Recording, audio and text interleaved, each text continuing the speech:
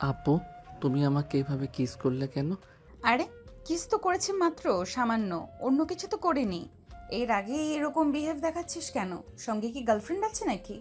জি না, সঙ্গে কোনো গার্লফ্রেন্ড নেই। বন্ধুর সঙ্গে এসেছে এইখানে।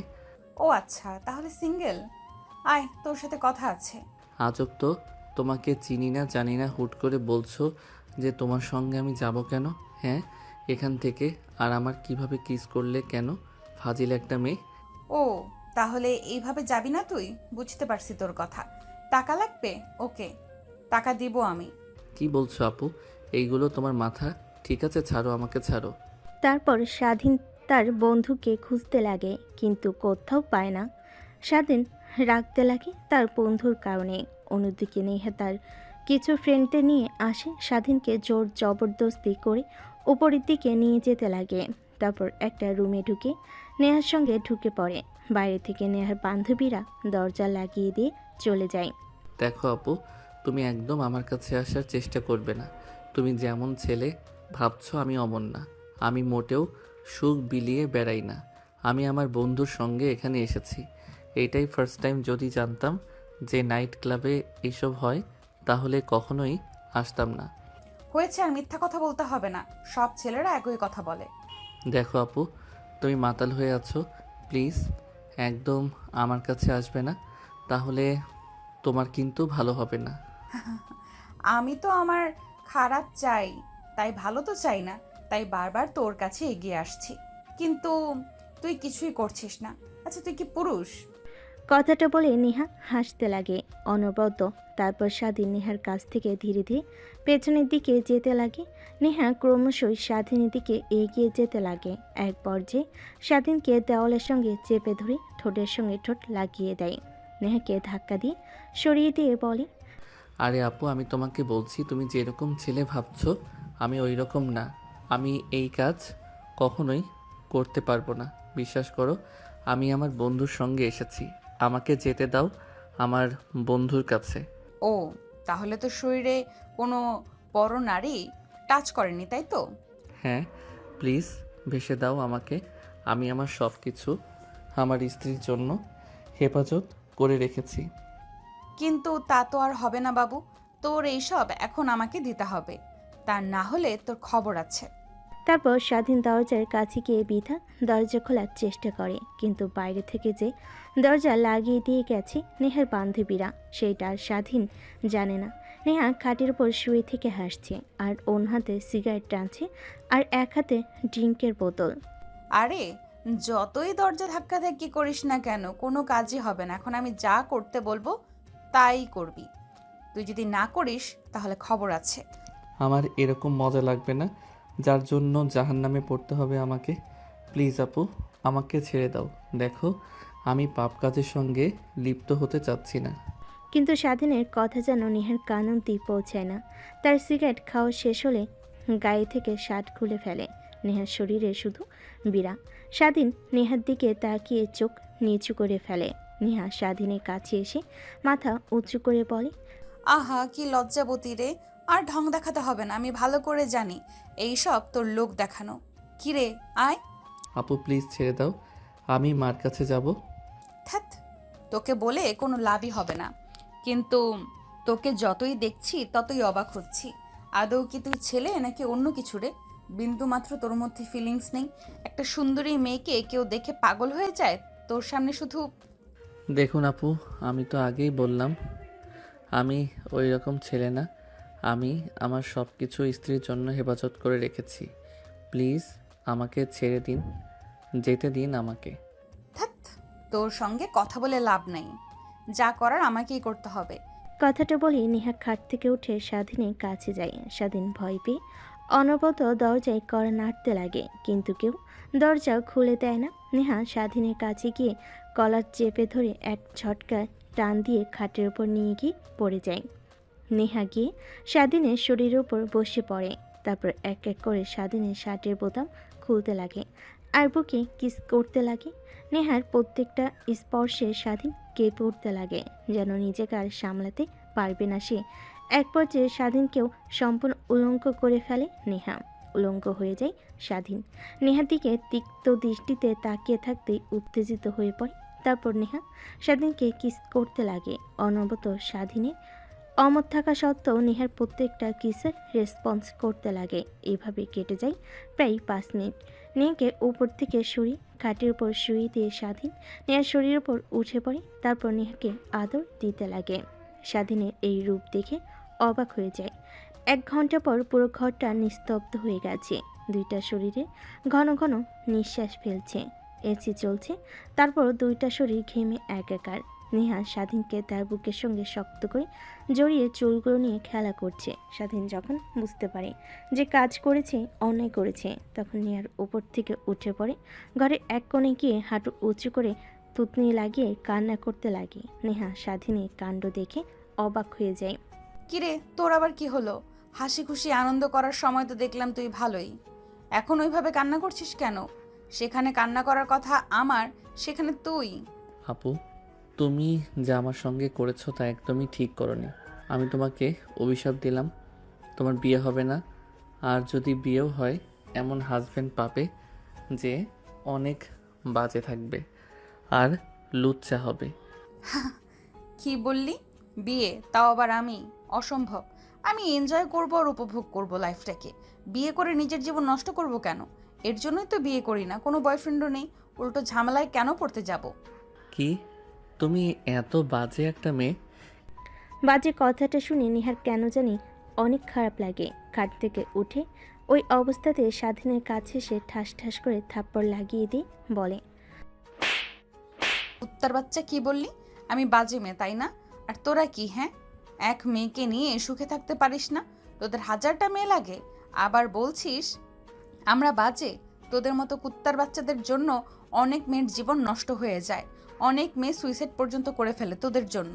কি বলছেন এইগুলো আপনি? আর আমাকে মারলেন কেন? আমি আবার কোন মেয়ের জীবন নষ্ট করলাম? তুই না, কিন্তু তোর মতো ছেলে মানুষই অনেক খারাপ। আচ্ছা ওয়েট, তুই বের হয়ে যা, কিন্তু হ্যাঁ, কখনো এসব কথা কাউকে বলতে পারবি না। আপু, আপনার টাকা আপনার কাছে রাখেন, আমার লাগবে না। আর হ্যাঁ, আজ যা আমার সঙ্গে করলেন তার জন্য আপনাকে একদিন না একদিন দেখেন পস্তাতে হবে। আরে যা যা এখান থেকে। কথাটা বলে নেহাকে খাটের উপর কাঁথা দিয়ে ঘুমিয়ে পড়ে। স্বাধীন ফ্লোর থেকে তার পোশাক উঠিয়ে পরিধান করে নেয়। তারপর দরজার কাছে এসে দাঁড়িয়ে কড়া নাড়তে যাবে, দেখে দরজা খোলা। স্বাধীন দেখে অবাক হয়ে যায়। একটু আগে এই দরজা কতবার নক করেছে, কিন্তু খুলিনি। এখন দরজা সঙ্গে হাত লাগার সঙ্গে সঙ্গে খুলে গেল। আর কোনো চিন্তা না করে রুম থেকে বেরিয়ে যায় স্বাধীন। শেষবার নেহার দিকে তাকাই, দেখে একটা মায়াবী মেয়ে খাটের উপর শুয়ে আছে। যেন কেউ দেখে বুঝতে পারবে না এই মেয়েটা এত জঘন্য। স্বাধীন সেদিকে এক পলক তাকিয়ে আবার যেতে লাগে। নিচে এসে দেখে তার বন্ধু সোফায় বসে চিন্তা করছে কি যেন। স্বাধীন সামনে দাঁড়াতে স্বাধীনের বন্ধু মাথা তুলে উপরের দিকে তাকায়। স্বাধীনকে দেখতে পেয়ে জড়িয়ে ধরে বলতে লাগে, আরে কোথায় হারিয়ে গিয়েছিলি তুই? এতবার ফোন করছি, মেসেজ দিছি, কোনো রিপ্লাই পাচ্ছি না। কোথায় গিয়েছিস? অনেক টেনশন হচ্ছিল আমার। একটাবার বলে যাবি না আমাকে? তোকে আগে অনেকবার বলেছিলাম আমি এই জায়গাটাতে আসবো না, কিন্তু তুই তো আমার কোনো কথাই শুনলি না। বললি যে ভাবি এইখানে আসবে। আচ্ছা, এখানে যারা আছে প্রত্যেক মেয়ে কি বাজি নাকি? কেন রে, হঠাৎ এই প্রশ্ন করছিস যে? স্বাধীন ভাবতে লাগে সজীবকে বল আদৌ কি ঠিক হবে। নেহা তো বলেছে যেন কাউকে না বলি, তাই বলল না কিছু। না বলে স্বাধীন তার বন্ধুকে নিয়ে নাইট ক্লাবের বাইরে চলে আসে। তারপর গাড়ি করে স্টার্ট দিয়ে বাসার দিকে যেতে লাগে। আরে তুই কিন্তু বললি না নাইট ক্লাবে হঠাৎ করে কোথায় হারিয়ে গিয়েছিলি? ফোন দিলাম, ফোন রিসিভ করছিস না। তুই আমার কথা এড়িয়ে যাচ্ছিস কেন? কিছু হয়েছে? আরে না, কিছুই হয়নি। আসলে আমার নাইট ক্লাবের মধ্যে থাকতে বিরক্ত লাগছিল, তাই একটু বাহিরে এসেছিলাম হাওয়া খাওয়ার জন্য। আর কখন যে প্রকৃতির মাঝে হারিয়ে গিয়েছিলাম তোর ফোন ধরতে পারি নাই। কিন্তু তুই তো উপর থেকে আসলি, যেখানে হোটেলে, ওইখানে তো সব কাপলরা একসঙ্গে রাত কাটায়। তার মানে কি তুই? স্বাধীন তার বন্ধুর কথা শুনে রাগী দৃষ্টিতে সেই দিকে তাকায়। স্বাধীনের বন্ধু সজীব স্বাধীনকে তাকানো দিকে হেসে ফেলে। তারপর গাড়ি স্টার্ট দিয়ে পুনরায় বাসার দিকে যেতে লাগে। বাসার সামনে এসে হর্ন দিতেই দারোয়ান এসে দরজা খুলে দেয়। গাড়িটা পার্কিং লটে রেখে তাদের ফ্ল্যাটে চলছে। ফ্ল্যাটে গিয়ে স্বাধীন সোজা তার রুমে চলে যায়। দরজা লক করে ওয়াশরুমে চলে যায় গোসল করার জন্য। যতক্ষণ না গোসল করবে ততক্ষণে শরীর পরিপাক হতে পারবে না। তারপর গোসল করে বাইরে বের হয়ে মাথার চুল তোয়ালে দিয়ে মুছতে লাগে। ঠিকমতো এমনও তো অবস্থায় স্বাধীনের ফোন বাজতে লাগে। স্বাধীন অন্য হাত দিয়ে ফোন হাতে নিয়ে দেখে তার মা ফোন করেছে। ফোন রিসিভ করে স্বাধীন বেলকনিতে চলে যায়।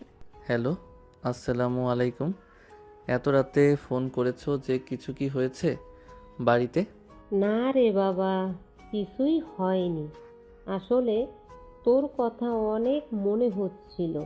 তোর বাবা বাসায় নেই, অফিসের কাজে সিলেট গিয়েছে, একা বাসায়। তাই ভাবলাম তোর সঙ্গে একটু কথা বলি। আপু কোথায় গিয়েছে? আপু অন্তত বাড়িতে আছে। হ্যাঁ, আছে তো।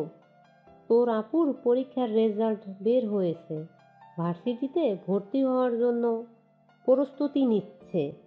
তোদের ওইখানে নাকি সুন্দর আর নামকরা একটা ভার্সিটি আছে, ওইটাতে লেখাপড়া করবে। এর জন্য অনেক পরিশ্রম করছে। ও আচ্ছা, তাহলে তো ভালোই হয়, তাই না? তুমি কি খাবার খেয়েছো? হ্যাঁ, খাবার খেয়েছি। কিন্তু তুই খাবার খাসনি? হ্যাঁ মা, একটু পড়লাম, তাই এখনো খাবার খাইনি। এখন খাবার খেতে যাব, ঠিক তখনই ফোন করেছো। তারপর স্বাধীন তার মায়ের সঙ্গে বেশ কিছুক্ষণ বেলকনিতে দাঁড়িয়ে কথা বলতে লাগে। কথা বলা শেষ করে স্বাধীন রুমে প্রবেশ করে, পোশাক পরে নেয়। তারপর নিচে আসে খাবার খাওয়ার জন্য। দেখে স্বাধীনের বন্ধু সজীব সোফায় বসে কার সঙ্গে যেন ভিডিও কলে কথা বলছে। স্বাধীন সজীবের পাশের সোফায় বসে পড়ে, টিভি অন করে টিভি দেখতে লাগে। সজীব তার গার্লফ্রেন্ডের সঙ্গে কথা বলা শেষ করে স্বাধীনের দিকে তাকিয়ে বলে, কিরে, তোর মন এভাবে মরা কেন? কী হয়েছে আমাকে বল। দেখ, ক্লাবে যদি কিছু হয়ে থাকে আমাকে বল, আমি ওটা সমাধান করে দিচ্ছি। আরে না, কিছুই হয়নি। আসলে কোনো কিছু ভালো লাগছে না, আর বাসার কথা অনেক মনে পড়ছে, তাই হয়তো মন খারাপ দেখাচ্ছে আমার। আমারও ঠিক একই অবস্থা। চল না তোদের গ্রামে যাই, তোদের গ্রাম দেখতে অনেক ভালো লাগে আমার, ঘুরে আসি। কিন্তু কিছুদিন পর তো আবার কলেজে এক্সাম আছে, এই কথাটা মাথায় কি আছে তোর? এখন যদি গ্রামে যাই, শহরে আসতে আসতে তাও 1 মাস লাগবে। পরীক্ষার তো আর খুব সময় বাকি নেই। আরে বাদ দে না। তারপর স্বাধীন আর তার বন্ধু দুজনে মিলে কথা বলা শেষ করে রাত যখন অনেকটা গভীর হয় তখন দুজনে খাবার খেয়ে যে যার রুমে চলে যায়। স্বাধীন রুমে গিয়ে খাটের উপর শুয়ে এপাশ ওপাশ করতে লাগে, কিন্তু তার দু চোখে কোনো ঘুম ধরা দেয় না। বারবার নেহার কথা মনে হতে থাকে। মেয়েটা তার সঙ্গে কি করলো, চেনা নাই জানা নেই, অজ্ঞাত একটা মেয়েকে এভাবে এসে ধর্ষণ করলো। আনমনে ভাবতে লাগে স্বাধীন। কিন্তু আমার তো কোনো দোষ নেই, মেয়ে তা যা করেছে সম্পূর্ণ তার ইচ্ছাই করেছে, আমি তো কিছু করি নাই। আর মেয়েটা তো আমাকে জোর জবরদস্তি করেছে। আর মেয়েটা তো আমার সঙ্গে প্রথম নাই, এর আগেও অনেক ছেলের জীবনে এইভাবে নষ্ট করেছে। এই কোন সমাজে এলাম আমরা? গ্রামে ছিলাম, ভালো ছিলাম। গ্রামে সব মেয়েরা ছেলেদের দেখে ভয় পেত, শহরে দেখি পুরোটাই ভিন্ন। শহরের মেয়েদের দেখে ছেলেরা ভয় পায়। এসবই কথা ভাবতে লাগে স্বাধীন 3 মাস পর। আচ্ছা বাবা, তোর বোন তো তোদের এই শহরে ইউনিভার্সিটিতে চান্স পেয়েছে। দুই ভাই বোন একই বাসায় থাকতে পারিস না? দুজনে আলাদা থাকিস কেন? আরে মা, তোমার যে বজ্জাত ছেলে, আমি কতবার করে ফোন করে বলি, ভাই আমার বাসায় আয়, ও আসেই না। একটা ফ্ল্যাট নিয়ে আমি আর আমার এক বান্ধবী থাকি, 2টা রুম ফাঁকাই পড়ে থাকে, ও এসে থাকতে পারে না। আরে আপু, তুমি তোমার বান্ধবীকে নিয়ে থাকো, ওইখানে আমি গেলে তোমার বান্ধবী কি মনে করবে বলো তো? এর কারণেই আমি যাই না। আরে না, কিছুই মনে করবে না। এইভাবে খাওয়া দাওয়ার পর্ব শেষ হয়। তারপর যে যার রুমে গিয়ে ঘুমিয়ে পড়ে। পরের দিন সকালবেলা স্বাধীন আর তার বোন ঘুম থেকে উঠে রওনা হয় ঢাকার উদ্দেশ্যে। প্রায় 4 ঘন্টা পর ঢাকায় এসে পৌঁছে স্বাধীনের বোন। স্বাধীনকে জোরাজুরি করতে লাগে, কারণ তার হাতে বড় একটা লাগেজ ছিল যা একা পরিবাহী করতে পারবে না। তার বোনের অনেক জোরাজুরিতে লাগেজ নিয়ে স্বাধীন তার বোনের বাসায় যায়। কলিং বেল দিতেই একটু পরে একটা মেয়ে এসে দরজা খুলে দেয়। স্বাধীন সামনের দিকে তাকিয়ে ভয় পেয়ে যায়। মেয়েটাকে দেখে কিছুটা পিছিয়ে সরে যায়। আরে এখানে দাঁড়িয়ে আছিস কেন? আয়, বাসার মধ্যে আয়। না আপু, আমি বাসার ভিতরে প্রবেশ করব না। আমায় যেতে হবে আমার হোস্টেলে। তুমি যাও, আর ভাই কোনো সমস্যা হলে আমাকে ফোন করো। রাস্তার অপোজিট সাইডে আমার হোস্টেল। দেখ কি বলছি, রাগ উঠাস না, কিছু খেয়ে তারপর যাস। স্বাধীন অনবরত নাক করতে লাগে, কিন্তু তার বোন স্বাধীনের কোনো কথা না শুনে রুমের ভিতর নিয়ে যায়। দরজা লাগিয়ে খাবার টেবিলে বসে স্বাধীন অপেক্ষা করতে লাগে। স্বাধীনের বোন কিচেন রুমে যেতে নেহা এসে স্বাধীনের পাশে বসে পড়ে। তুই সামিয়ার ছোট ভাই। নেহার কথা শুনে স্বাধীন মাথা দিয়ে হ্যাঁ বোঝায়। এইটা তোর সঙ্গে কি করলাম আমি? প্লিজ সামিয়াকে কিছু বলবি না, ও আমাকে ভুল বুঝবে। না, আমি আপুকে সব কথা বলে দেব। আর তুমি একটা বাজে মেয়ে, তোমার সঙ্গে আমার আপুকে রাখবো না। তোমার সঙ্গে থাকতে নিলে আমার আপু তোমার মতো খারাপ হয়ে যাবে। প্লিজ সামিয়াকে এসব কথা বলিস না। আর ওই দিন তোর সঙ্গে ভুল করে এসব করে ফেলেছি। আসলে আমিও ফার্স্ট টাইম গিয়েছিলাম নাইট ক্লাবে, ড্রিঙ্ক করে মাতাল হয়ে গেছিলাম, তারপর তোকে কিস করেছিলাম। কি? বাট তোমাকে দেখে আমার বিন্দুমাত্র মনে হয়নি যে তুমি প্রথমবার এসেছো। বিশ্বাস কর, সত্যি বলছি, ওই বাড়ি আমার প্রথম ছিল। নেহার কথাটা শেষ হওয়ার আগেই স্বাধীনী বোন হাতে 3 কাপ কফি বানিয়ে সেইখানে আসে। তারপর নেহাকে উদ্দেশ্য করে বলে, কি রে, তুই আমার ভাইয়ের সঙ্গে কি কথা বলছিস? ও অনেক লাজুক, অচেনা কোনো মানুষের সঙ্গে কথা বলে না একদমই। তা তো দেখতেই পাচ্ছি নিজ চোখে। আচ্ছা, তুই যে বলতি তোর ভাই আছে, রাস্তার অপোজিট সাইডে একটা হোস্টেলে থাকে, কখনো আমার সঙ্গে দেখা করিসনি, এটা কি তোর ভাই? হ্যাঁ। তারপর নেহা স্বাধীনের বোন 3 জনে বসে আড্ডা দিতে লাগে। অনেকটা সময় পার হয়ে যায়। এমন সময় নেহা বলে ওঠে, আচ্ছা, একটা কাজ করলেই তো পারিস নাকি? তোর ভাইকে আমাদের সঙ্গে রাখলি, ও তোর ভাই আমারও ভাই। আমাদের তো এমনিতেই 2টা রুম ফাঁকা পড়ে থাকে, হোস্টেলে থাকে, কি খায় না খায় এমনিতেই অনেক চিকনা। নেহার কথা শুনে স্বাধীন বেশম খেয়ে ওঠে। নেহা জগ থেকে গ্লাসে পানি ঢেলে স্বাধীনের দিকে এগিয়ে দেয়। স্বাধীনের বোন মাথায় হাত বুলিয়ে দিতে লাগে। কি রে, তোর আবার কি হলো? আচমকা বেসন খেয়ে উঠলি কেন? আর নেহা তো ঠিকই বলেছে, তুই হোস্টেলে থাকিস, কি খাস না খাস এর থেকে আমাদের এখানেই থাকিস। দেখো, আমি ছেলে মানুষ, তোমার হয়তোবা কোনো সমস্যা না হতে পারে আপু, কিন্তু তোমার বান্ধবীর সমস্যা হতে পারে। আমি হোস্টেলে ভালো আছি। আরে না, আমার কিছুই হবে না। সামিয়া যেমন তোমার বোন, ঠিক আমিও তোমার বোনের মতোই। আপনি বোন না অন্য কিছু, সেই কথা না বললাম। আমি এখানে আসলে রাতে আমার সঙ্গে সবসময় উল্টাপাল্টা কাজ করতে পারবেন আপুর চোখ আড়াল করে, তাই না? আমি একদমই আসবো না। কথাটা তার মনে ভাবতে লাগে। স্বাধীন ঠিক তখনই পাশ থেকে স্বাধীনের বোন আবার বলে ওঠে, কি রে, তুই আবার কি ভাবছিস? যা বলেছি তাই তোকে করতে হবে, কোথাও যেতে দিব না, এখানেই থাকবি। আর হোস্টেল থেকে আগামীকাল গিয়ে সব কিছু নিয়ে আসবি। না আপু, আমি এইখানে একদমই থাকতে পারবো না। কেন থাকতে পারবি না তুই? দেখ, আমি যা বলেছি তোকে তাই করতে হবে, না হলে মা বাবাকে বলে দিব তোকে যেন পড়াশোনা করতে কোনো প্রকার টাকা না দেয়। আপু, ওইখানে আমার বন্ধু আছে, ওর সঙ্গে থাকি। আর এখানে আসলে তো আড্ডা দেওয়ার মতো কেউ নেই, তাই এখান থাকতে পারবো না। ও আচ্ছা, এ ব্যাপার। তা আমাদের পাশের রুমটা তো সবসময় খালি পড়ে থাকে, ওটাতে না হয় ও থাকলো, সমস্যা নেই, ওকেও নিয়ে আসিস কাল। হ্যাঁ? কিন্তু কোনো কিন্তু না, যা বলেছি তাই করবি।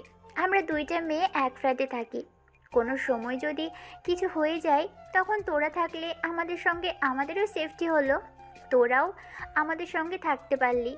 কথাটা বলে স্বাধীনের বোন কফির মগ নিয়ে কিচেন রুমে চলে যায়। অন্যদিকে স্বাধীন নেহার দিকে তাকাতে নেহা মুচকি একটা হাসি দিয়ে সেখান থেকে উঠে চলে যায়। স্বাধীন মুচকি হাসির মানে বুঝতে পারে না, সেইখানে ধ্যান মেরে বসে থাকে। একটু পর স্বাধীনের বোন এসে স্বাধীনকে একটা রুম দেখিয়ে দেয়, অনেক পরিপাটি গোছানো একটা রুম। তারপর রুমে গিয়ে ব্যাগ থেকে পোশাক বের করে ফ্রেশ হয়ে খাটের উপর শুয়ে থাকে, বন্ধুর সঙ্গে কথা বলছিল। এমন সময় দরজা দিয়ে রুমের মধ্যে প্রবেশ করে নেহা। নেহাকে দেখতে পেয়ে স্বাধীন তড়িঘড়ি করে নিজেকে সামনে নিয়ে ফোন কেটে দেয়। আপু, তুমি আমার রুমে কিছু কি হয়েছে? না, কিছুই হয়নি, তোর সঙ্গে একটু দেখা করতে আসলাম। দেখো আপু, তোমার দিকে তাকিয়ে আমি আপুকে কিছু বলিনি, কিন্তু এখন দেখছি বলতেই হবে। কথাটা বলেই যে স্বাধীন তার বোনকে ডাকতে যাবে, ঠিক তখনই নিহা দৌড়ে গিয়ে স্বাধীনের ঠোঁটের সঙ্গে ঠোঁট লাগিয়ে দিয়ে চুষতে লাগে। স্বাধীন বড় বড় চোখ করে তাকিয়ে থাকে নিহার দিকে। প্রায় 5 মিনিট পর নিহা স্বাধীনকে ছেড়ে দিয়ে ঠোঁট মুছতে লাগে। জানিস, ওই দিনের পর থেকে আমি একদমই তোকে ছাড়া কিছুই ভাবতে পারি নাই। তোকে অনেক খোঁজার চেষ্টা করেছি, নাইট ক্লাবে অনেক গিয়েছি তোর জন্য, কিন্তু কোথাও তোকে খুঁজে পাইনি। দেখো আপু, একদমই তুমি আমার সঙ্গে আজে বাজে কাজ করবে না, তাহলে আমি এইখান থেকে চলে যাব।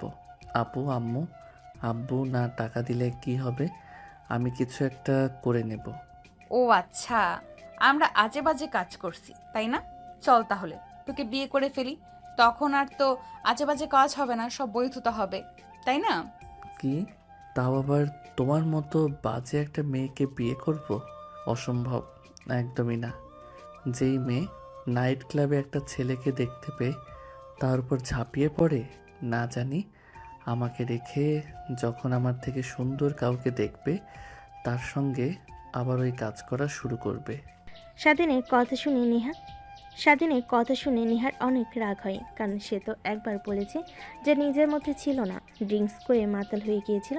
তাই রাগে নিহা স্বাধীনের দিকে এগিয়ে যেতে লাগে। ঠিক এমন অবস্থায় পিছন থেকে স্বাধীন উপর নিহাকে উদ্দেশ্য করে বলে, কি রে, তোকে পাঠালাম যে যা স্বাধীনকে ডেকে নিয়ে আয় খাবার খাওয়ার জন্য, আর তুই এসে দুজনে গল্প শুরু করেছিস। নিহা নিজেকে সামলে নিয়ে পিছনের দিকে তাকায়, দেখে স্বাধীনের বোন। তারপর নিহা তার মুখে কৃত্রিম হাসি রেখা টেনে বলে, আরে তুই বললি না তোর ভাই অনেক লাজুক, তাই তোর ভাইয়ের লজ্জা ভাঙাচ্ছি। হয়েছে, আমার ভাইকে আর লজ্জা ভাঙাতে হবে না। এখন আয় তুই আমার সাথে, আর স্বাধীন তুইও আয়, খাবার খেয়ে নিবি। কথাটা বলি স্বাধীনের বোন নেহাকে নিয়ে রুম থেকে বেরিয়ে আসে। নেহা বারবার স্বাধীনের দিকে রাগী দৃষ্টিতে তাকিয়ে থাকে। স্বাধীন বুঝতে পারে তার আজকে খবর আছে। তারপর শোয়া থেকে উঠে খাবার টেবিলে চলে যায়। খাবার খাওয়া শেষ করে স্বাধীন রুমে এসে ভালোভাবে দরজা লাগিয়ে তারপর লাইট অফ করে মোবাইল অন করে বন্ধুর সঙ্গে গেমস খেলতে লাগে। রাত যখন অনেক গভীর হয় তখন দেখতে পায় তার পায়ে ভার ভার অনুভব হয়। স্বাধীন ভয় পেয়ে যায়। ফ্ল্যাশ লাইট অন করে দেখে নিহা তার পায়ের উপর বসে আছে। স্বাধীন চিৎকার দিতে যাবে, এর আগে নিহা এসে স্বাধীনের মুখে হাত দিয়ে চেপে ধরে। দেখ, তুই তোর বোনকে কি বলবি, উল্টো আমি বলবো তুই আমাকে জোর জবরদস্তি করেছিস। তখন দেখবি তোর বোন তোর কোনো কথাই বিশ্বাস করবে না, আমার কথা বিশ্বাস করবে। আর ওই আমি সব কিছু ভিডিও রেকর্ড করে রেখেছি, যদি চিৎকার চেঁচামেচি করিস তাহলে ভিডিওটা তোর বোনকে আর তোর বাবা মাকে দেখিয়ে দেব, তখন দেখবি তোর কি হাল করে। নেহার কথা শুনে স্বাধীনও বলতে লাগে। নেহা কিছুই বুঝতে পায় না। স্বাধীন মুখ থেকে হাত সরাতে স্বাধীন ঘন ঘন নিঃশ্বাস নিতে লাগে। আর যদি অল্প কিছুক্ষণ হাত মুখে দিয়ে রাখতো তাহলে নির্ঘাত পরপারে চলে যেত। আরে আপু, তুমি কি আমাকে মেরে ফেলতে চেয়েছিলে নাকি এভাবে মুখ চেপে ধরে? আরে তোকে মারবো কেন, তোকে তো ভালোবাসবো, আদর দেব। ভালোবাসার মানুষ কি কখনো মেরে ফেলা যায় বল? আপু, তুমি হয়তোবা ভুলে যাচ্ছ যে আমি তোমার থেকে 4 বছরের জুনিয়র। এটা কখনো সম্ভব না। কি সম্ভব না? তুই হয়তো আমার আসল পরিচয় জানিস না। আমি যা একবার চেয়েছি তাই পেয়েছি। আমি এখানে তোর বোনের সঙ্গে মা বাবার সঙ্গে রাগ দেখিয়ে তাদের সঙ্গে অভিমান করে এইখানে এসে রয়েছি। না হলে আমার আশেপাশে সব সময় সর্বনিম্ন 20 থেকে 25 জন বডিগার্ড মোতায়েন থাকতো। আর কি বললি, আমার পেছনে পেছনে অনেক ছেলে লাইন দিয়ে দাঁড়িয়ে আছে, তাদের দিকে আমি ফিরেও তাকাই না। তুমি তাহলে যাও না সেই ছেলেদের কাছে, দেখবে তোমার চাহিদা ও পূরণ করবে, তুমিও আনন্দ পাবে। কিন্তু আমি তো তোমার থেকে জুনিয়র, তোমার চাহিদা পূরণ করতে পারবো না। প্লিজ আপু, আমার সঙ্গে এসব আর করবে না। আর আমি তখন বলেছি, উল্টাপাল্টা কিছু করলে আমি এখান থেকে চলে যাব। বুঝতে পারছি, সোজা আঙুলে ঘি উঠবে না, আঙুল বাঁকাতেই হবে। কি তার মানে? তুমি ওই দিন রাতে মদ খেয়ে?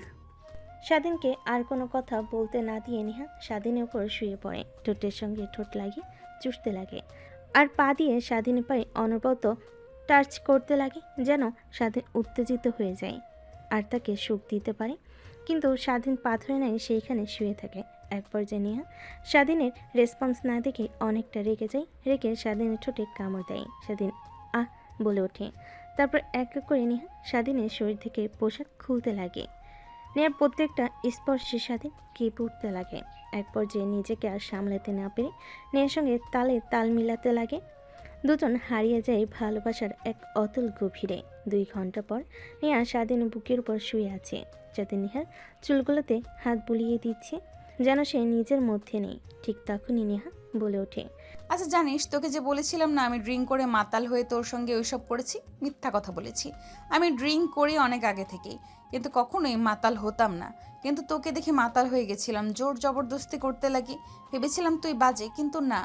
কিন্তু ওই দিনের পর থেকে তোকে নিয়ে ভাবতে ভাবতে কখন যে তোকে ভালোবেসে ফেলেছি আমি নিজেও জানি না। বিশ্বাস কর, আমি তোকে অনেক ভালোবাসি। হ্যাঁ, বুঝতে পারছি। আর কিছু বলবেন? কি বুঝলি তুই? নেহা স্বাধীনের বুকের উপর থেকে মাথা উঁচু করে স্বাধীনের দিকে তাকিয়ে কথাটা বলে।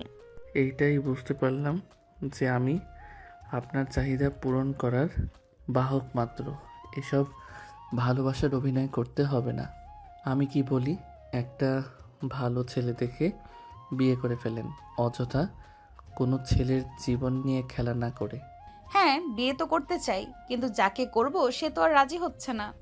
কোনো জোর করে ওইসব করতে পারলে, কেন জোর করে এইসব করতে পারলে আমার সঙ্গে অন্য আরেকটি ছেলেকে উঠে বিয়ে করতে পারবেন না? সব অভিনয় করেন আপনি, তাই না? হ্যাঁ, অভিনয় তো করি বটে, কিন্তু আগে সকালটা হতে দে, তারপর তোকে দেখাচ্ছি। স্বাধীন নেহার দিকে একবার তাকিয়ে উপরের দিকে তাকিয়ে বলে। স্বাধীন আর কিছু বলে না, কারণ সে ভালো করে জানে নেহার সঙ্গে যত কথা বলবে ততই নেহা তার সঙ্গে তর্কাতর্কি করবে। এক পর্যায়ে স্বাধীন নেহাকে শক্ত করে জড়িয়ে ধরে অবাক হয়ে যায়, তারপর ঘুমিয়ে যায়। পরের দিন সকালবেলা ঘুম থেকে স্বাধীন উঠে দেখে নেহা নেই। বুঝতে পারে যে সে রুম থেকে চলে গিয়েছে। ভাবতে লাগে কালকে রাতে নেহা কিভাবে রুমে প্রবেশ করলো। ভাবতে ভাবতে হঠাৎ নজর যায় বিছানার দিকে, দেখতে পায় রক্তের ছিটে লেগে আছে। স্বাধীন ভয় পেয়ে যায়, যদি এটা তার বোন দেখে ফেলে তাহলে তো স্বাধীনকে সন্দেহ করবে। তাই তড়িঘড়ি করে শোয়া থেকে উঠে বিছানার চাদরটি নিয়ে ওয়াশরুমে চলে যায়। গোসল করে চাদরটি ধুয়ে দিয়ে ছাদে শুকিয়ে দিয়ে যে নিচে নামতে যাবে, অমনি নেহার সঙ্গে দেখা হয়। স্বাধীন মাথা নিচু করে নিচে নামছিল সিঁড়ি দিয়ে। ঠিক তখনই স্বাধীন হাত আলতো করে চেপে ধরে নেহা বলে, কিরে, হঠাৎ আজ এত সকালে ছাদে উঠেছিলে কেন? কালকে রাতে যা করেছেন, যদি আপুর সঙ্গে ধরা খাই তার কারণেই ছাদে এসে জামা কাপড় আর বিছানার চাদর শুকাতে দিয়েছি। স্বাধীনের কথা নেহা বুঝতে পারে, অনেকটা লজ্জা পায়। তারপর স্বাধীনকে দেওয়ালের সঙ্গে চেপে ধরে মাথা পিছন দিকে হাত দিয়ে কিস করতে লাগে। স্বাধীন রেগে গিয়ে নেকে ধাক্কা দিয়ে সরিয়ে দেয়। কি শুরু করেছেন আপনি? হ্যাঁ বলেন তো। আমি বলছি যে আমি আপনার ছোট, তারপরেও এসব করছেন। আবার প্রকাশ্যে যদি আপু দেখে ফেলে তখন কি হবে ভাবতে পারছেন না? একবার জ্যান্ত পুঁতে রাখবে মাটিতে আমাকে। এমনিতে কোনো মেয়ের সঙ্গে দেখতে পারে না আমাকে, এর কারণে আমার কোনো মেয়ে ফ্রেন্ড নেই। কথাগুলো কেন জানি নেহার বুকে তীরের মতো এসে লাগে। তারপর নেহার পাশ কাটিয়ে স্বাধীন নিচে চলে আসে। তারপর স্বাধীন রুমে গিয়ে জামা কাপড় পরে নেয়। রুমে বসে বন্ধুর সঙ্গে কথা বলছিল, তখন স্বাধীনের বোন এসে খাবার খাওয়ার জন্য বলে। তারপর স্বাধীন রুম থেকে বের হয়ে নিচে গিয়ে খাবার খেয়ে নেয়। তারপর স্বাধীন তার বোনকে বিদায় জানিয়ে নিচে চলে আসে। তখনই নেহা এসে স্বাধীনের হাত চেপে ধরে। স্বাধীন নেহার কাছ থেকে তার হাত সরানোর চেষ্টা করে। ঠিক তখনই নেহা স্বাধীনের দিকে রাগী দৃষ্টিতে তাকায়। স্বাধীন নেহার তাকানো দেখে ভয় পেয়ে চুপসে যায়। তারপর একটা রিক্সা দাঁড় করিয়ে নেহা উঠে পড়ে, সঙ্গে স্বাধীনও। তারপর রিক্সাওয়ালা মামাকে কাজী অফিসের কথা বলতে স্বাধীন অবাক হয়ে যায়। নেহাকে কিছু বলবে, কিন্তু তার অগ্নি মাখা চোখের সামনে আসার সঙ্গে সঙ্গে সব কিছু ভুলে যায়। একটু পর কাজী অফিসে চলে আসে নেহা। স্বাধীনকে কাজী অফিসের সামনে দাঁড় করিয়ে কথায় যেন চলে যায়। সে পালাবে কিনা এসবই ভাবছে, কিন্তু কেন যেন তখনই নেহা তার সঙ্গে 4-5 জন লোক নিয়ে আসে। তারপর নেহা স্বাধীনের কাছে এসে হাত চেপে ধরে কাজী অফিসের ভিতরে চলে যায়। কাজী অফিসের সামনে থাকা 2টা চেয়ারে স্বাধীন আর নেহা বসে পড়ে। আরে নেহা মা, তুমি এখানে? হ্যাঁ আঙ্কেল, বিয়ে করব। কি বলছো মা? বিয়ে করবে মানে? বিয়ে তো আর সামান্য বিষয় নয়, এর জন্য সাক্ষী লাগে আর বাবা মার মত লাগে। কিন্তু তোমার মা বাবা কই? কাউকে তো দেখতেছি না। কিন্তু আঙ্কেল, আপনি হয়তো বা ভুলে গিয়েছেন যে একটা মেয়ে আর ছেলের প্রাপ্তবয়স্ক হলে তারা বিয়ে করতে পারে, বাবা মার কোনো দরকার পড়ে না। তো আপনাকে যা করতে বলেছি তাই করেন, আর এই 4জন হচ্ছে আমাদের সাক্ষী। ঠিক আছে মা। তারপর কাজী সাহেব, স্বাধীন আর নিহার দুজনেই বিয়ের কার্যক্রম করতে লাগে। একটু পরে স্বাধীনকে কবুল বলতে বললে স্বাধীন কবুল বলে না। পাশ থেকে নেহা স্বাধীনকে তার কাছে এগিয়ে নিয়ে এসে কানে কানে বলতে লাগে, দেখ, এখন যদি কবুল না বলিস, সিনক্রেট করিস, তাহলে আমার কাছে যে ভিডিওটা আছে তা তোর বাবা মার কাছে পাঠিয়ে দেব। আর তোর বোনকে আমি কান্না করে করে তোর সম্বন্ধে উল্টাপাল্টা কথা বলবো।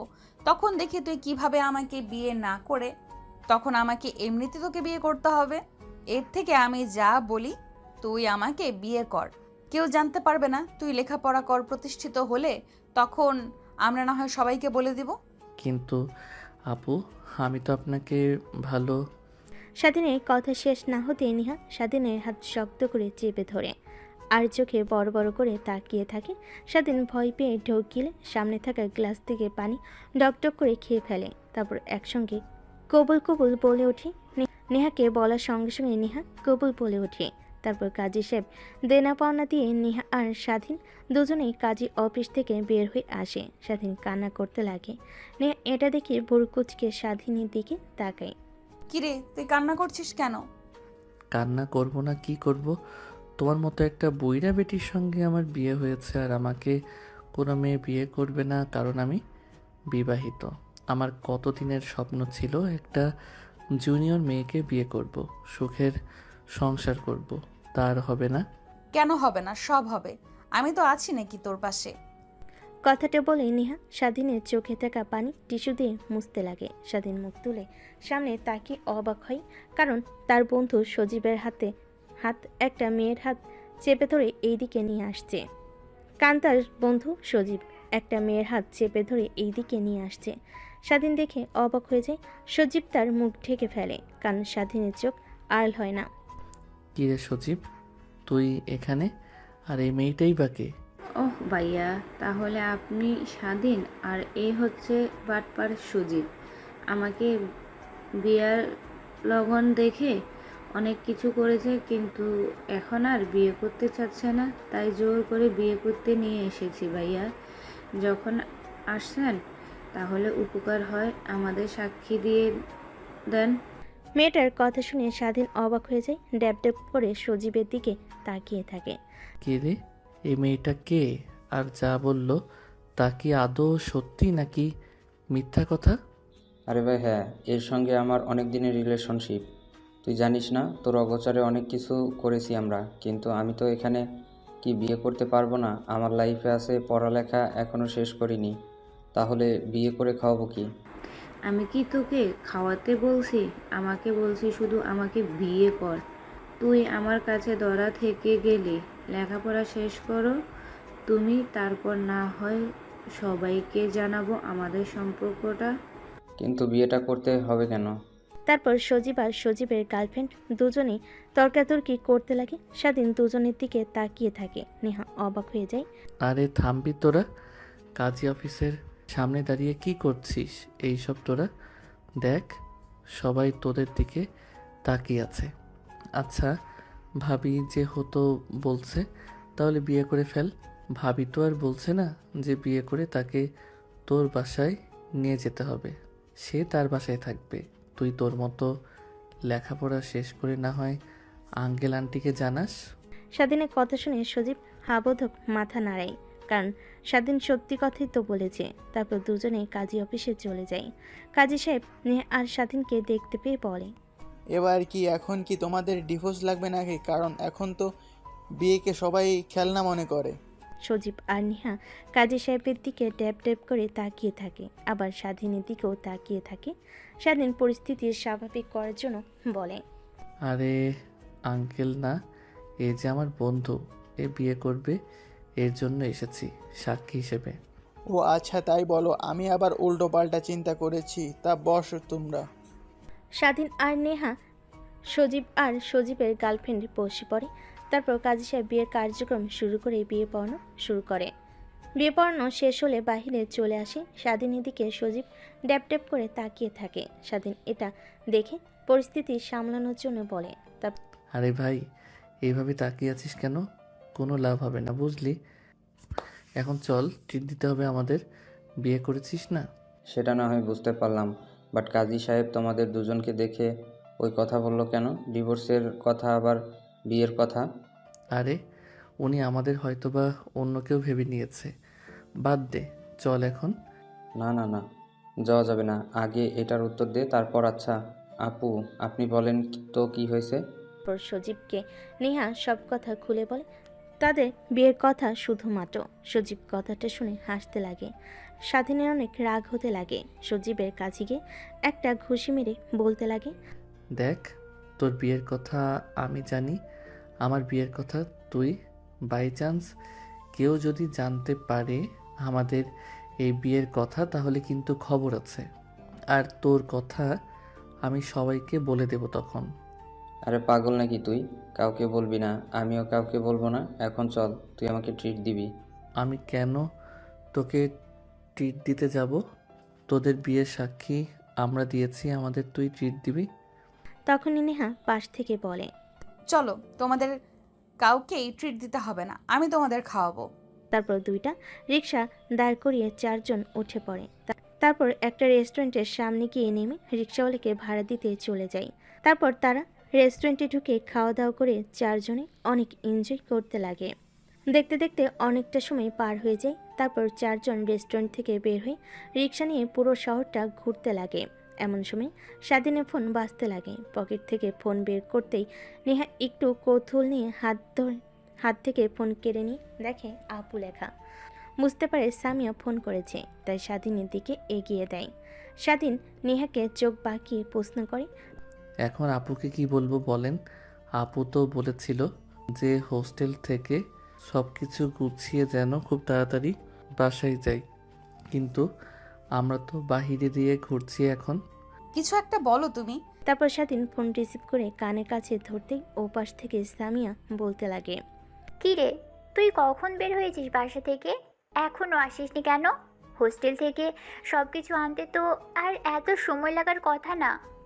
আপু, একটা কাজে বন্ধুর সঙ্গে কলেজে এসেছি, একটু পর বাসায় গিয়ে তারপর না হয় আমরা দুজন যাব।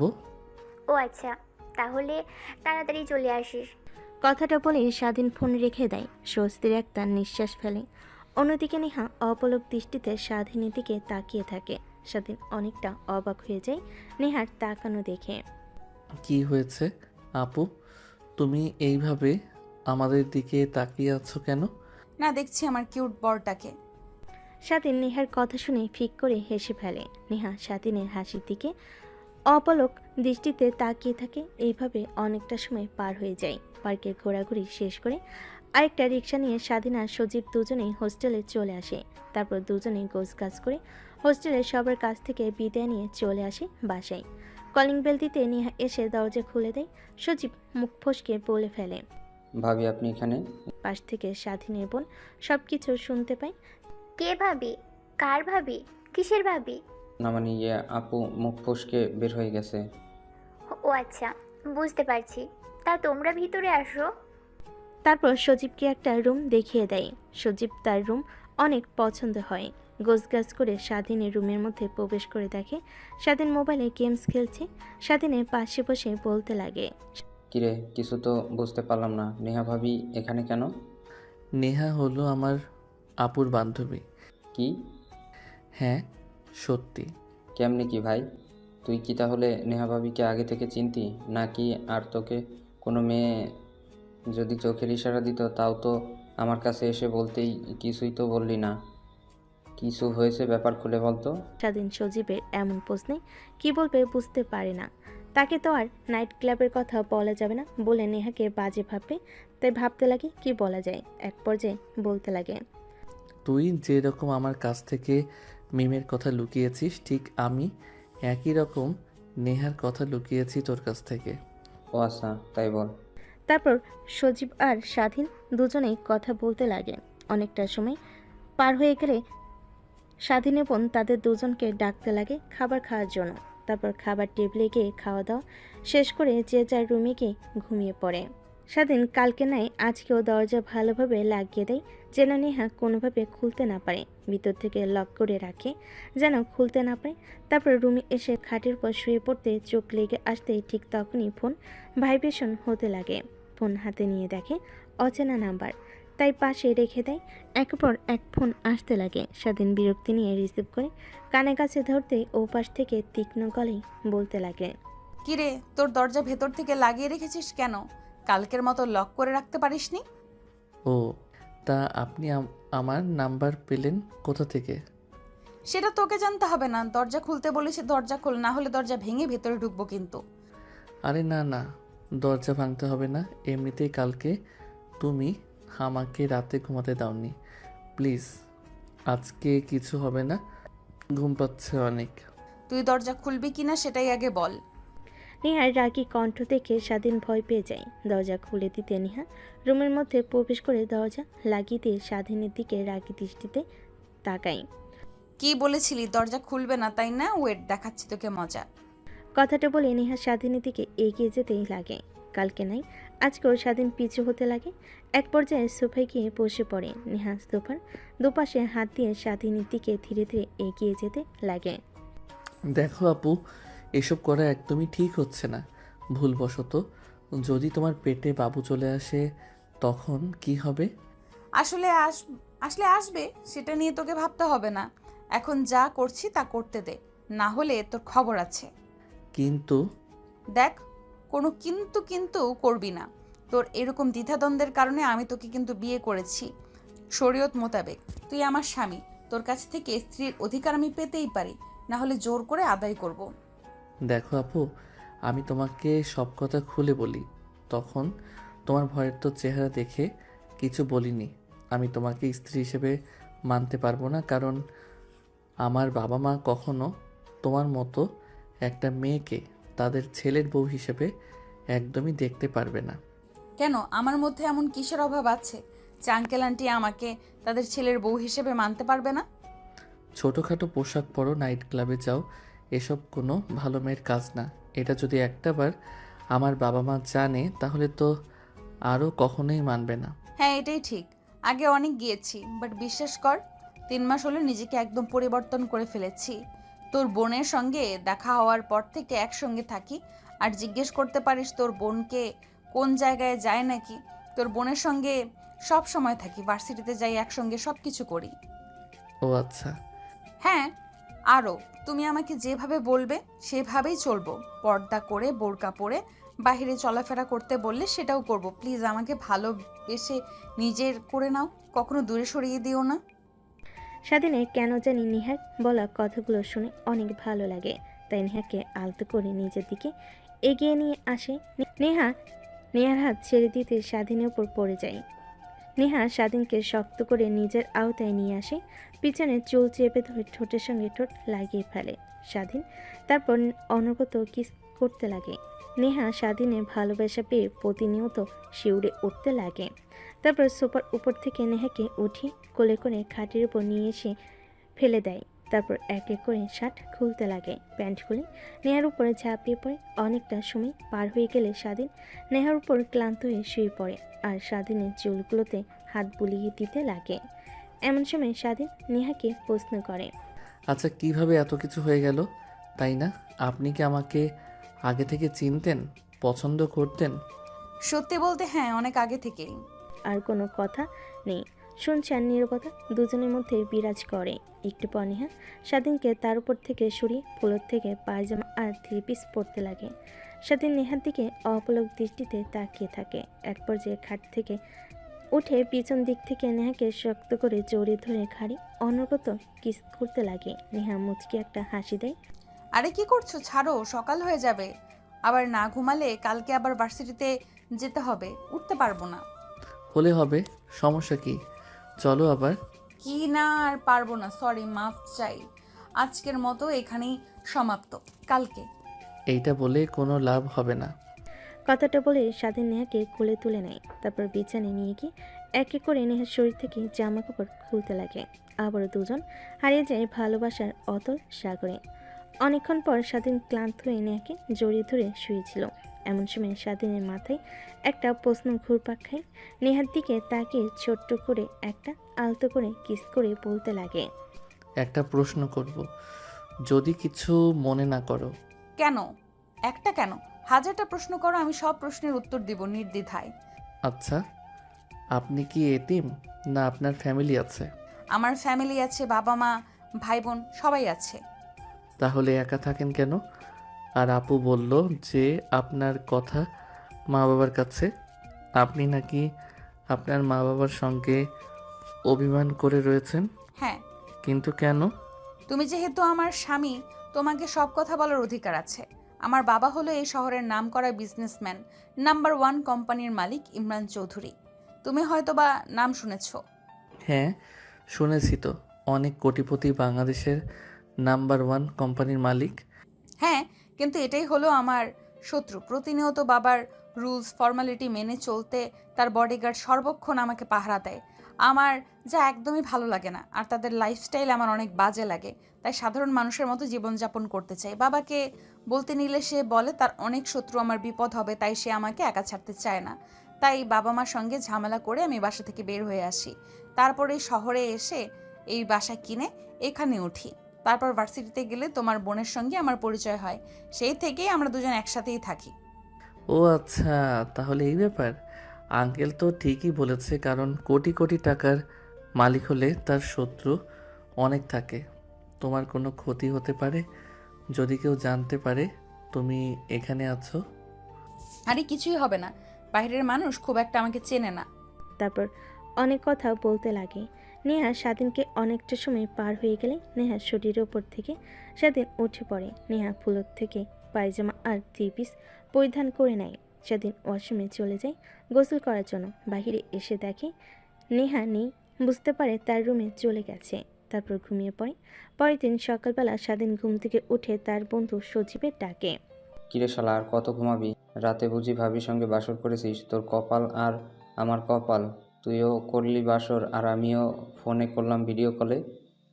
মানে?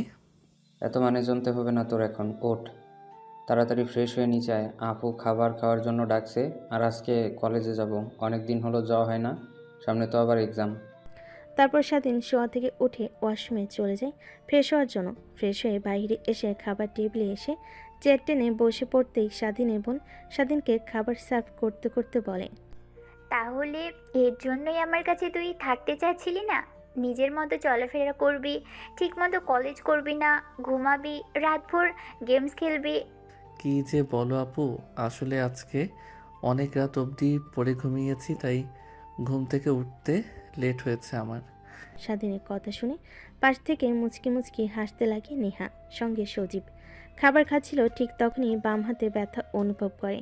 পাশে তাকিয়ে দেখে নেহা অনবরত তার বাম হাতে স্বাধীনের বাম হাতে চিমটি কাটছে, কিন্তু কিছু বলতে পারছে না, সহ্য করে নিচ্ছে।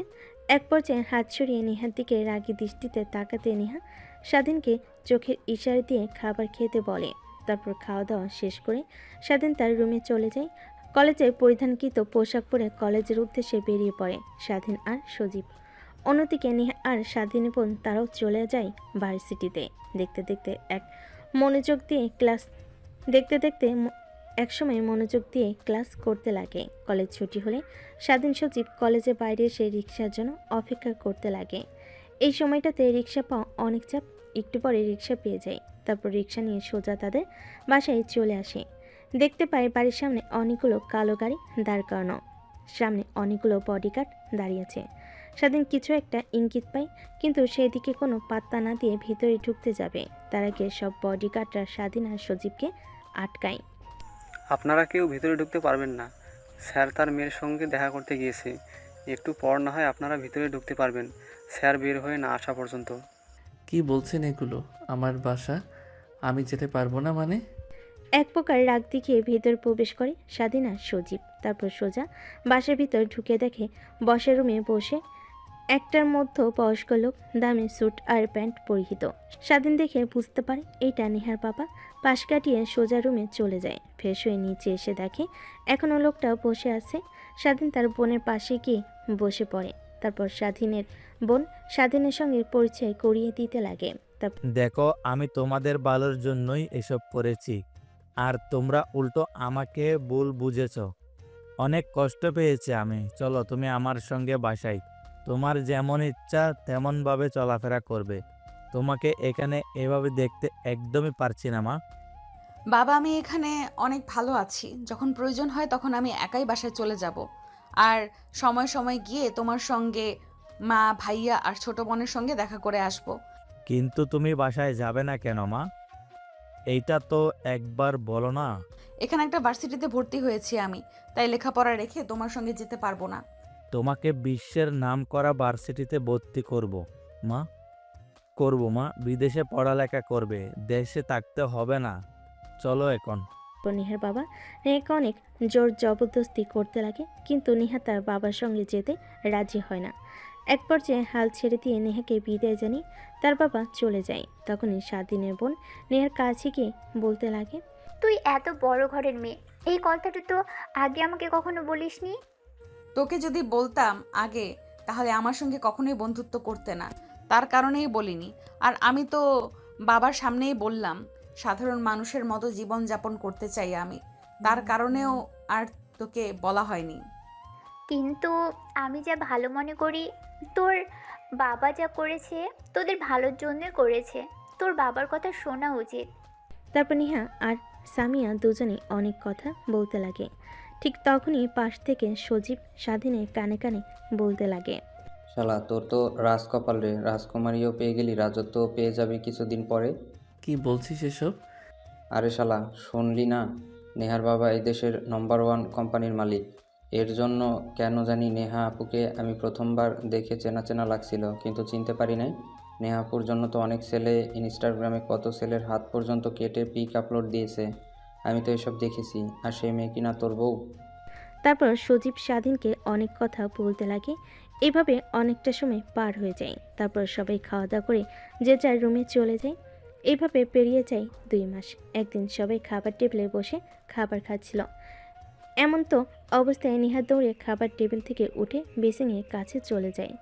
নেহাকে খাবার টেবিল থেকে দৌড়ে উঠে যেতে দেখে স্বাধীন বোন সামিয়া নেহার কাছে গিয়ে দেখে নেহা অনবরত বমি করে চলেছে। সামিয়া বুঝতে পারে না নেহার বমি হওয়ার কারণ কি। এক পর্যায়ে নেহা বমি শেষ হলে সামিয়া নেহাকে পানি খাইয়ে দিয়ে মাথায় পানি দিয়ে তার রুমে নিয়ে গিয়ে শুয়ে দিয়ে আসে। তারপর আবার খাবার খেতে টেবিলে আসে।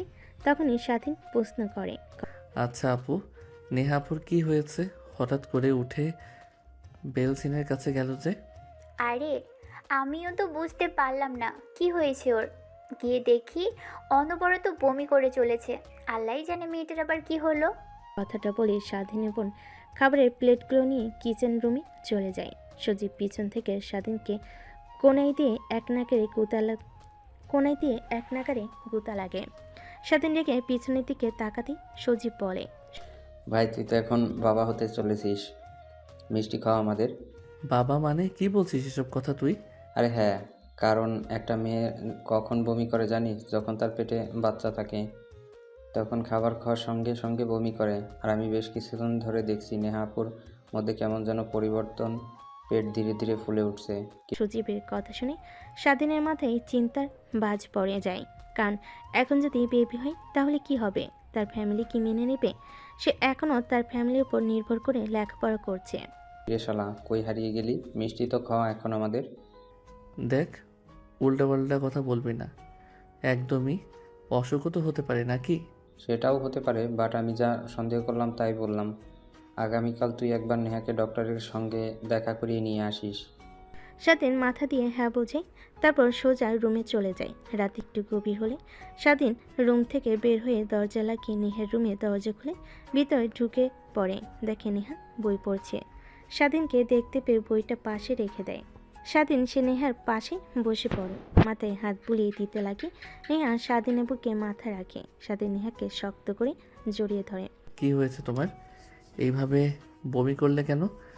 জানি না, বেশ কিছুদিন হলো এরকম হচ্ছে আর অনেক টক খেতে ইচ্ছে করছে। এর কারণ তো কিছুই বুঝতে পারছি না। নেহার কথা শুনে স্বাধীনের আরও সন্দেহ গাঢ় হয়, কারণ এই লক্ষণ তো গর্ভবতী মায়েদের একমাত্র হয়। কি ভাবছো এভাবে? আচ্ছা, আমি যদি মারা যাই তুমি অনেক খুশি হবে, তাই না? কারণ জোর করে বিয়ে করেছি, জোর করে ভালোবাসার অধিকার আদায় করে নিয়েছি। আমি মরে গেলে এইসব আর কে করবে? অনেক খুশি হবে তুমি। নেহার কথা শুনে স্বাধীনের বুকের বাঁ পাশে চিনচিনে ব্যথা হতে লাগে। কিছুই হবে না, তোমায় কিছুই হয়নি। কালকে আপু সঙ্গে ডাক্তারের কাছে যেও, তাহলে এই চিন্তা মুক্ত হয়ে পড়বে। আর হ্যাঁ, প্রথমে হয়তো তোমাকে ভালোবাসিনি, কিন্তু এখন বিশ্বাস করো, অনেক অনেক ভালোবাসি, নিজের জীবনের থেকেও বেশি। কথাটা বলে স্বাধীন নেহার কপালে আলতো করে একটা চুমু দেয়, তারপর আবার বলতে লাগে। আচ্ছা, এখন যদি তোমার বাবা আসে আর বলে তোমাকে তার সঙ্গে নিয়ে যাবে যেইভাবেই হোক, তখন কি তুমি আমাকে ভুলে যাবে? স্বাধীন নামে কেউ তোমার জীবনের সঙ্গে জড়িয়েছিল? আরে না, পাগল নাকি তুমি? আমার স্বামী আর আমার অ্যাকাউন্টে যত টাকা আছে তুমি আজীবন বসে খেয়েও ফুরাতে পারবে না। আমি বলবো না বিয়ে করেছি, আমার স্বামী তুমি পরিচয় করিয়ে দেব, তারপর বাবার রেগে একা চলে যাব। কথাটা বলে নেহা স্বাধীনকে জড়িয়ে ধরে। এভাবে অনেকটা সময় পার হয়ে যায়। এমন সময় স্বাধীন বলে, চলো বাইরে যাই, অনেক সুন্দর চাঁদ উঠেছে, ছাদ থেকে অনেক ভালো দেখাবে। ছাদে যাও, আমি কফি বানিয়ে আনছি।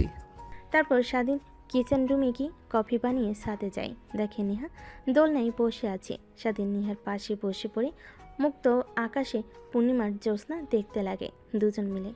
এভাবে অনেকটা সময় পার হয়ে গেলে রাত যখন গভীর হয়, তখন স্বাধীন নেহাকে কোলে তুলে নেয়। তারপর সিঁড়ি দিয়ে নিচে নেমে নেহার রুমে নেহাকে দিয়ে স্বাধীন তার রুমে এসে ঘুমিয়ে পড়ে। পরের দিন সকালবেলা স্বাধীন ঘুম থেকে উঠে ফ্রেশ হয়ে কলেজে চলে যায়। অন্যদিকে নেহা স্বাধীনের বোনকে নিয়ে হসপিটালে চলে যায়। স্বাধীন ক্লাসে মনোযোগ দিতে পারে না, যদি তার সন্দেহটা ঠিক হয়, আবার যদি নেহার কোনো মারাত্মক রোগ হয়। এসব বিষয় নিয়ে চিন্তা করতে করতে ক্লাস শেষ করে কলেজ ছুটি হলে বাসে এসে দেখে নেহা বসার রুমে বসে আছে চিন্তিত হয়ে, পাশে তার বোন। স্বাধীন রুমের দিকে যাচ্ছিল, এমন সময় পিছন থেকে তার বোন ডাক দেয়। স্বাধীন বাধ্য ছেলের মতো তার বোনের সামনে গিয়ে দাঁড়ায়। স্বাধীনের বোন বসে থেকে উঠে স্বাধীনের গালে ঠাস ঠাস করে থাপ্পড় মারতে লাগে। এইটুকু ছেলে হয়ে বিয়ে করে ফেলেছিস, আবার বাবাও হতে চলেছিস। একটাবার কাউকে জানানোর প্রয়োজন মনে করলি না? ছি, আমার বলতেও ঘেন্না হচ্ছে। তুই আমার ভাই। স্বাধীন যা বোঝার বুঝে ফেলেছে। নেহা তার বোনকে সব কথা খুলে বলেছে। স্বাধীন মাটির দিকে তাকিয়ে থাকে, আরেকটা থাপ্পড় দিতে যাবে সামিয়া। এমন সময় নেহা এসে সামিয়ার হাত চেপে ধরে। দেখো, ওর কোনো দোষ নেই, আমি জোর করে বিয়ে করেছি আর সবাইকে বলতে নিষেধ করেছি, এর কারণেই কাউকে বলিনি। স্বাধীন, তাই বলে আমাকেও বলবে না? আমি ওর বোন হই। আমি কি তোদের সম্পর্কটা মেনে নিতাম না? উল্টো আমি মা বাবাকে বোঝাতাম। আর এখন কি বলবো? তার ছেলে লুকিয়ে বিয়ে করেছে, আবার বাচ্চার বাবা হচ্ছে। তখন বাবা মা কি বলবে বুঝতে পারছিস তোরা? আপু, ভুল করে ফেলেছি, প্লিজ তুমি বাবা মাকে রাজি করাও। আর নেহার কোনো দোষ নেই, যা করার আমি করেছি, ওর সঙ্গে জোর করে বিয়ে করেছি ওকে। তারপর নেহা স্বাধীনের বোন তিনজনের কথা বলতে লাগে। তার সজীব দর্শকের ন্যায় দাঁড়িয়ে আছে। স্বাধীনের বোন মাথা চেপে ধরে সোফায় বসে পড়ে। আচ্ছা, তুই তোর রুমে যা, পোশাক পরিবর্তন করে আয়। আমি মা বাবাকে এখনই আসতে বলছি ঢাকায়। স্বাধীন তার রুমে চলে যায় পোশাক পরিবর্তন করার জন্য। ওয়াশরুমে যায় ফ্রেশ হওয়ার জন্য। বাইরে এসে দেখে নেহা তোয়ালে হাতে নিয়ে দাঁড়িয়ে আছে। স্বাধীন নেহাকে কী বলবে কিছুই বুঝতে পারে না। নেহার হাত থেকে তোয়ালেটা নিয়ে মুখ মুছতে লাগে। নেহা বুঝতে পারে স্বাধীন অনেক অভিমান করে আছে তার উপর, কারণ সে এখন বেবি চায়নি। দেখো, এখানে তো আমাদের কোনো হাত নেই। স্বয়ং আল্লাহ তাআলা চেয়েছিলেন যে আমাদের এই সম্পর্কটা সবার মাঝে যেন প্রকাশ পায়। লুকিয়ে লুকিয়ে সম্পর্কটা চালানোর থেকে প্রকাশ পেয়ে সবার মাঝে এটাই ভালো। আর তুমি নারাজ হয়ে থেকো না প্লিজ। আরে পাগলি, কি বলো? নারাজ হয়ে থাকবো কেন? আমি বাচ্চার বাবা হচ্ছি, এটা তো অনেক আনন্দের কথা, তাই না? আমি অনেক খুশি। আর তোমাকে দেখে একটুও মনে হচ্ছে না। স্বাধীন খুশি হয়ে নেহাকে শক্ত করে জড়িয়ে ধরে উপরে তুলে ঘোরাতে লাগে। আরে নামাও, নামাও, পড়ে যাবে, আর যে কেউ দেখতেও পারে। এখন আর দেখলে কোনো সমস্যা নেই, কারণ সবাই জেনে গেছে। হয়েছে, আর বলতে হবে না, চলো নিচে যাই, সবাই আমাদের জন্য অপেক্ষা করছে। তারপর নেহা আর স্বাধীন দুজনেই নিচে চলে আসে। এভাবে সময় কোথা দিয়ে পার হয়ে যায় বুঝতেই পারে না। সন্ধ্যা হতেই স্বাধীনের বাবা মা সবাই চলে আসে। ইমিডিয়েটলি খবর দেওয়াতে তার একটু চিন্তিত হয়ে আসে। রুমের মধ্যে ঢুকে স্বাধীন আর সামিয়াকে সুস্থ দেখে স্বস্তির নিঃশ্বাস ফেলে। বাবা, তোদের কিছু হয়নি তো? হঠাৎ করে তোরা তাড়াহুড়া করে খবর দিলি, কিছু কি হয়েছে তোদের? স্বাধীন কোনো উত্তর না দিয়ে মাথা নিচু করে ফেলে। তারপর স্বাধীন বোন তার বাবা মাকে সব কথা খুলে বলতে লাগে। অনেক রাগ হতে লাগে। নেহার দিকে তাকিয়ে নিমিষেই সব রাগ মাটি হয়ে যায় তাদের, কারণ এত সুন্দর একটা মেয়ে। নেহা এগিয়ে এসে স্বাধীনের মা বাবার পা ছুঁয়ে সালাম করে। বেঁচে থাকো মা, বেঁচে থাকো। কিন্তু তোমরা যা করেছো একদমই কাজটা ঠিক করনি। তোমরা যদি আমাদের বলতে, আমরা ধুমধাম করে আয়োজন করে বিয়ে দিতাম, কিন্তু যা করার তো করেই ফেলেছো। এখন ছেলের বিয়ে না দেখে নানা হচ্ছি। কথাটা বলে সেইখানে থাকা সবাই হাসতে লাগে। ঠিক তখনই দরজার কলিং বেল বাজতে লাগে। স্বাধীনের বোন গিয়ে দরজা খুলে দেয়। তখনই হুড়মুড়িয়ে ভেতরে প্রবেশ করে নেহার বাবা মা, ভাই আর ছোট বোন। স্বাধীনের বাবা নেহার বাবাকে দেখে অবাক হয়ে যায়। দাঁড়িয়ে হ্যান্ডশেক করতে লাগে আর বলতে লাগে, আরে দোস্ত, তুই এখানে? আমারও তো একই প্রশ্ন, তুই এখানে কেন? আরে, এইটা হচ্ছে আমার মেয়ে, আর এটা হচ্ছে আমার ছেলে। এরা দুজন এই বাসাতে থাকে। কি, তার মানে স্বাধীন তোর ছেলে? আর নেহা মামনি তোর মেয়ে। নেহার বাবা মাথা দিয়ে হ্যাঁ বোঝায়। তারপর স্বাধীনের বাবা আর নেহার বাবা দুজনেই হাসতে লাগে। তারপর সব পরিবার মিলে নেহা আর স্বাধীনকে মেনে নেয়। সবাইকে অনেক খুশি দেখে স্বাধীন আর নেহা দুজনেই অনেক খুশি হয়। দেখতে দেখতে রাত হয়ে গেলে নেহা আর স্বাধীন তাদের রুমে চলে যায়। স্বাধীন নেহার কাছে এসে খাটের উপর বসে থেকে বলতে লাগে, কখনো ভাবতেও পারিনি যে সব কিছু এইভাবে ঠিক হয়ে যাবে। ভেবেছিলাম যদি একবার কোনোভাবে আপু কিংবা বাবা মা জানতে পারে তাহলে আমার খবর আছে। হ্যাঁ, কিন্তু দেখো এখন সবাই কত খুশি। আমাদের সম্পর্কটা জানার পর থেকে আরও খুশি। তারা যখন জানতে পেরেছে যে নানা দাদা হতে চলেছে তারা। তারপর নেহা ড্রেসিং টেবিলের সামনে থেকে খাটের উপর এসে বসে পড়ে। স্বাধীন নেহাকে জড়িয়ে ধরে খাটের উপর শুয়ে পড়ে। না না, আর কিছুই হবে না, বলে দিলাম। হবে না মানে আজকে হবে। আজকে আমাদের দ্বিতীয় বাসরাত, কারণ আছে, সবাই মেনে নিয়েছে আমাদের। কথাটা বলে স্বাধীন ঝাঁপিয়ে পড়ে নেহার উপর। আর বাকিটা আপনাদের না জানলেও চলবে। যদি জানার খুব ইচ্ছে হয় তাহলে বিয়ে করে নেন।